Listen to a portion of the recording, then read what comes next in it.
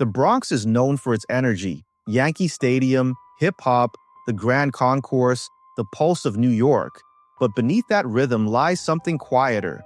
Hidden among apartment blocks, industrial zones, and parkland is a landscape built over centuries of burial grounds, potter's fields, and forgotten graves. It's not the Forgotten Borough. That nickname belongs to Staten Island. And it's not the Borough of the Dead, which was given to Queens.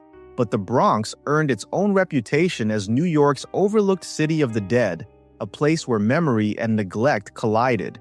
Long before subways or skyscrapers, the Bronx was farmland. In the 1600s and 1700s, it was home to Dutch settlers, free and enslaved Africans, and small villages scattered along the Bronx River. Every community had its own burial ground, family plots, churchyards, and potter's fields. When the city expanded north from Manhattan, it absorbed those sites one by one. In 1874, New York City annexed the western Bronx, including Kingsbridge, Morrisania, and what's now Woodlawn Heights.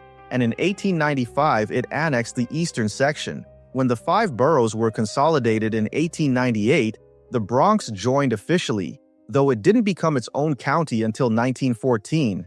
By then, dozens of graveyards already dotted its landscape. Among the most haunting of them all is Hart Island, a small patch of land just off the Bronx shoreline.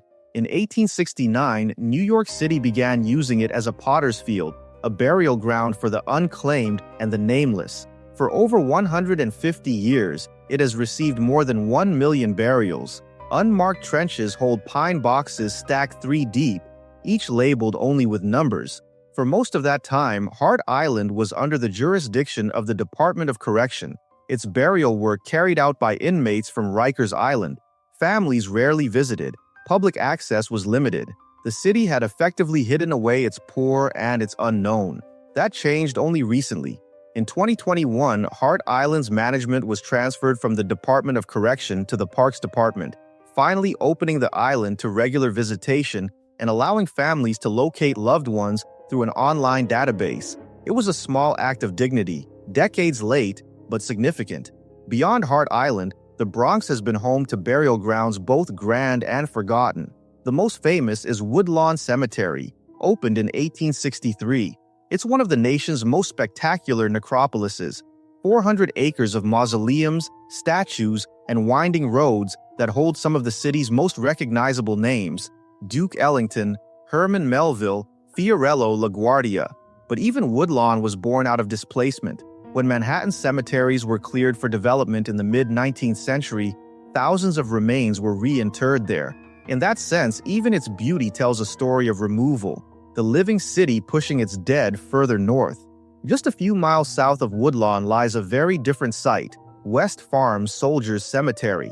Its origins trace back to the early 1800s. Some records say 1815, others 1827, but by the early 1900s, newspapers described it as abandoned and overgrown. A 1908 report lamented indescribable neglect, where veterans of early American wars were buried. Decades later, community groups restored parts of it, but its condition has continued to fluctuate between care and decay, a pattern common across many small Bronx burial grounds. Another overlooked site sits in Hunts Point, where Joseph Rodman Drake Park contains a burial ground for enslaved and free Africans. For decades, the city ignored that history. Kids played soccer and families picnicked within feet of graves that had no markers. Only recently did historians and activists uncover its true identity. In 2023, the New York City Landmarks Preservation Commission officially designated it a landmark, protecting it as a memorial to those forgotten lives. These places tell one continuous story, not of one cemetery, but of how a growing city treats its dead. Manhattan was too crowded to hold its own graves, so they were moved north. Wealthier New Yorkers could afford plots at Woodlawn or St. Raymond's. The poor were buried where land was cheapest, or free, and where no one of influence would object. Over time, those places slipped from view.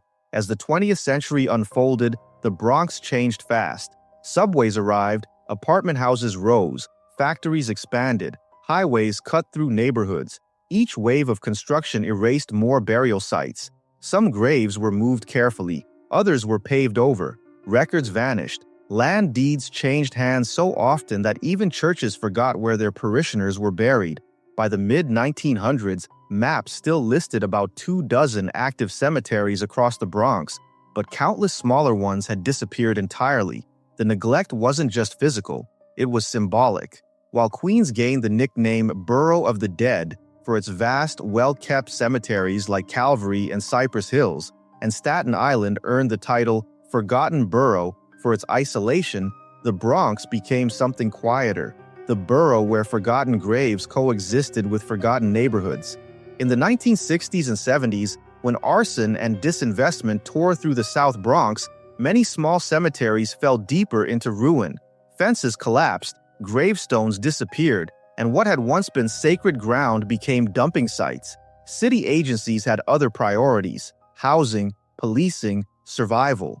The dead slipped further out of public memory, but even during those hard decades, the Bronx never stopped holding its dead. St. Raymond's Cemetery in Throgs Neck continued expanding, a vast Catholic burial ground that today holds more than 2 million people.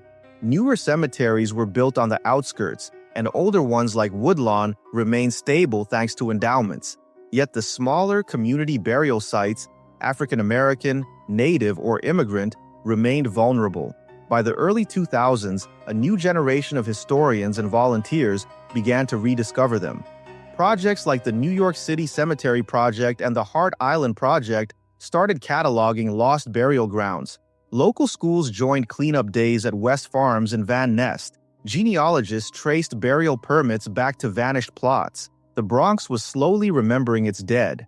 In the process, the narrative shifted. Calling it the Forgotten Borough of the Dead was never quite right. The Bronx wasn't forgotten. It was overlooked. It carried too much history for a single nickname to capture. Enslaved Africans buried in unmarked ground. Veterans left in neglected soil. Immigrants whose families could never afford headstones. What defines the Bronx's cemeteries today isn't just loss, it's endurance.